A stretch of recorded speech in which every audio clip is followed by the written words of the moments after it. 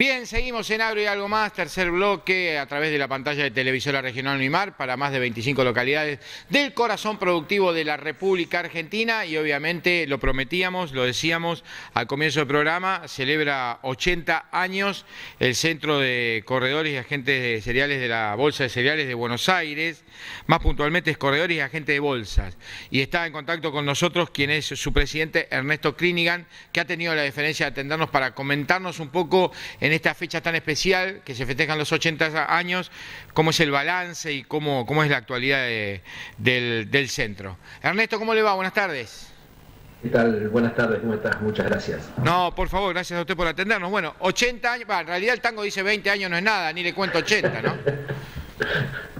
80 son muchos, por suerte son muchos. ¿Y con qué balance, con qué actualidad? Cuénteme. Bueno, creo que sobre todo una de las cosas que estábamos conversando hoy a la tarde en el centro es la cantidad de gente y el esfuerzo que mucha gente durante muchos años hizo por el centro y por la actividad y por luchar por los problemas que surgen dentro del negocio y dentro de la actividad. Yo creo que el balance sigue siendo bueno, y el balance es bueno porque todavía hay mucho para hacer por delante. Hay mucho para trabajar en todo lo que es asesoramiento de mercados y de arbitrajes para productores y para acopios y demás. Así que la verdad que el balance, a pesar de los vaivenes en los cuales el sector siempre está metido, porque obviamente nosotros no somos ajenos, cada uno de estos vaivenes nos afecta en forma directa. A pesar de eso seguimos trabajando fuerte y seguimos con mucha expectativa en lo que hay para adelante.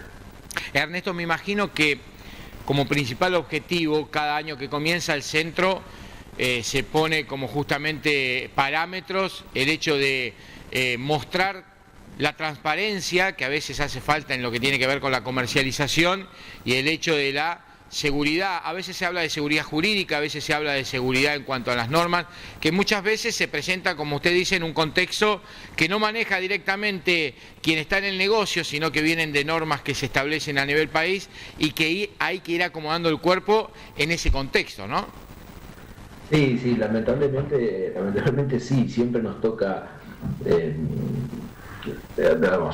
Vivimos en un país que hace muchísimos años tiene una estabilidad económica y financiera muy compleja, y eso somete al negocio a cambios que son externos, no son cambios propios de la operatoria, así que uno puede decir, bueno, se está operando más a través de los mercados de futuros, o se está operando más de una forma, o se está operando más de otra. Realmente los cambios nos hacen adaptarnos, o tener que adaptarnos muy rápido.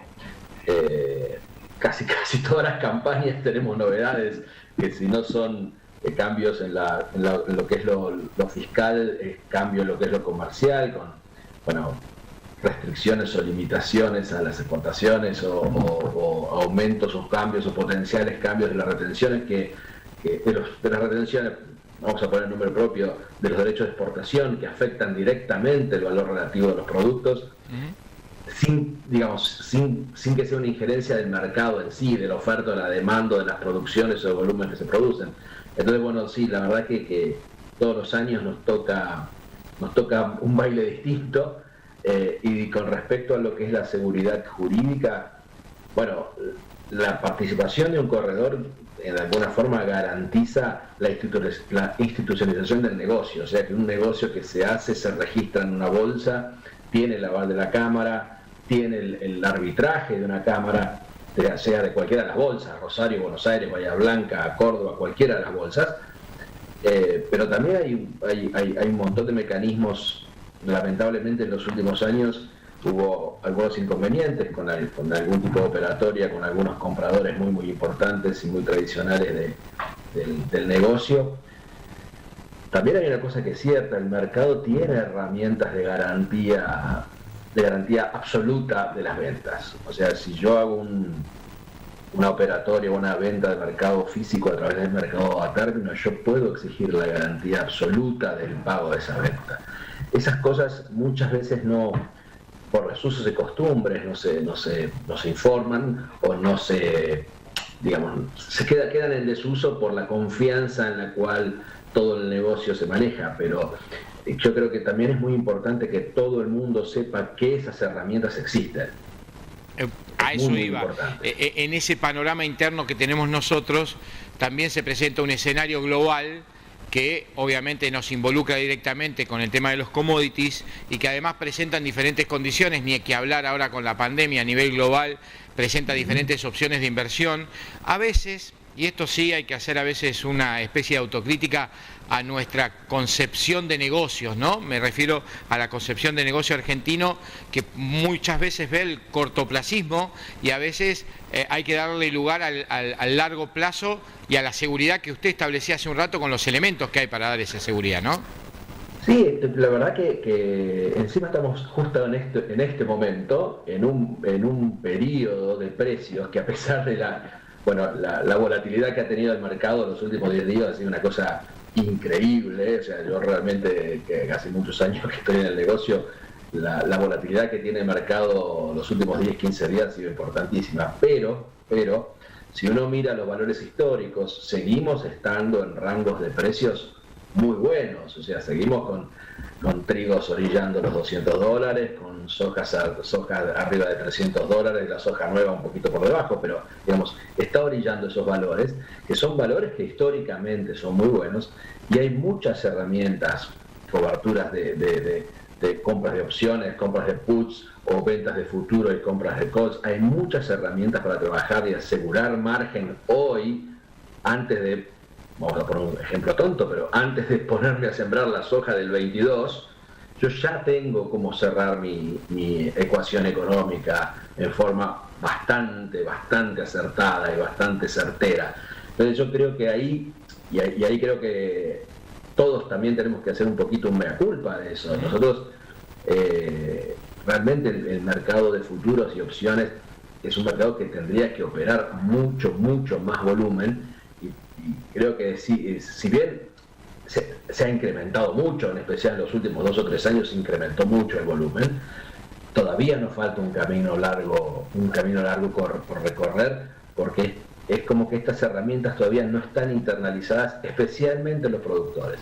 Están internalizadas en otras cadenas, en otros sectores de la cadena, los acopios, los exportadores.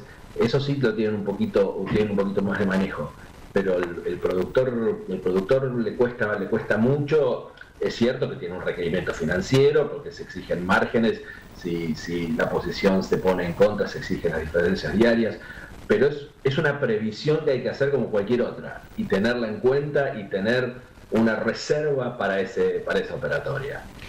Aprovechando su experiencia, pues yo siempre digo que transmitimos la información de la producción desde un conocimiento básico de lectura que me dio la Facultad de Ciencias Económicas de la Universidad Nacional de Rosario, y generalmente tratamos de ir dando distintos aspectos técnicos que vamos leyendo y analizando. Pero el tema de la volatilidad, que recién recalcaba usted, a veces preocupa porque no es un factor que maneje el productor, no es un factor que pueda determinarlo él directamente, es como el clima, ¿veo? Que son factores que no determina el productor en la producción. Bueno, la volatilidad del mercado en los últimos tiempos a mí me ha sorprendido. Aprovecho su experiencia. ¿Ha pasado en algunos otros tiempos? Porque yo suelo decir, casi como una frase tragicómica, se resfría un chino y cambia el mercado. Bueno, hoy, al día de hoy, esta volatilidad, ¿ha pasado ya en otros tiempos? O sea, ha pasado en otros tiempos, sí, pero no ha pasado tanto en un periodo de tiempo tan corto. O sea, que el mercado suba y baje 100 centavos la soja en Chicago, 100 centavos por bushel, la soja en Chicago, los pierda un día, los recupera a las 48 horas y a las 7 días los vuelve a perder, y hoy los vuelve a recuperar, por ejemplo, que fue lo que no recuperó todos, pero recuperó una buena parte. Son movimientos raros. Ahora, ¿por qué pasa esto? Porque realmente los números son finitos. Entonces, al ser los números tan finitos, y cuando me refiero a los números finitos, me refiero a los números de stocks, sobre todo en el mercado, digamos, en nuestro mercado de referencia, que es el mercado americano, por ser de mayor participación y por ser el mercado en donde se arbitran los negocios a nivel internacional, porque todos los negocios, o la mayoría de los negocios, en especial de de soja, subproductos de soja y aceites se arbitran, y maíz se arbitran en el mercado de Chicago de todos los destinos y de todos los orígenes, porque se opera en premios sobre Chicago. Entonces, cuando el número en Chicago, por ejemplo, de stocks finales es tan finito, la sensibilidad es muy alta. Entonces, cualquier cosa, cualquier lluvia o cualquier falta de lluvia me genera un terremoto de muy corto plazo demasiado rápido.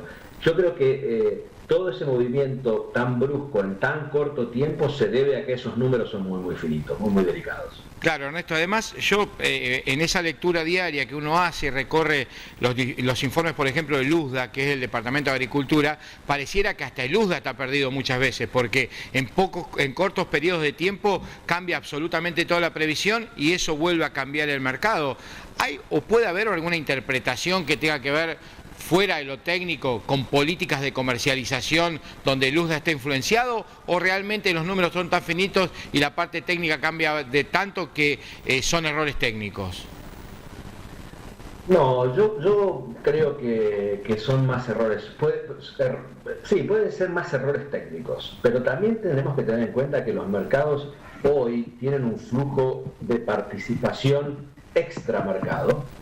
O sea, no son solamente los traders de cereales los que están operando los mercados, sino hay muchos fondos de inversión que entran y salen a conveniencia. O sea, hoy un tipo que estaba vendido en soja y la soja se le empieza a caer, pero el tipo ve que tiene una posibilidad en alguna herramienta financiera del mundo electrónico, el tipo sale de la soja lo antes que puede, cuando digo lo antes que puede, hago en horas, y compra otra posición de otro producto que no tiene nada que ver con el agro. O sea, hoy tenemos una participación de externos, por ponerle un nombre, que es muy importante y tiene mucho peso.